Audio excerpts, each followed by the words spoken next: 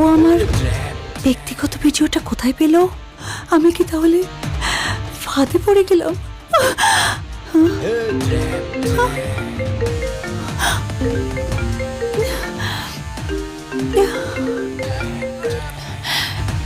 কেমন লাগলো ভিডিওগুলি?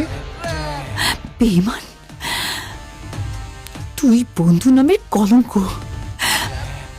আমাকে তুই আর কোনোদিন ফোন দিবি না। কথা না বলে কোনো উপায় নেই। আমি তোমাকে যা বলবো তোমাকে তাই করতে হবে, তা না হলে এই ভিডিওগুলি ইন্টারনেটে ভাইরাল করে দিব। ইন্টারনেটে? আর তোমার স্বামীর কাছে আমি সব কিছু বলে দিব। প্লিজ আমার স্বামীকে এগুলো বলো না। কিন্তু আমার একটা চাওয়া আছে। তোমার কিসের চাওয়া? তুমি আমার বাড়িতে আসো, তারপর আমি তোমাকে বলবো।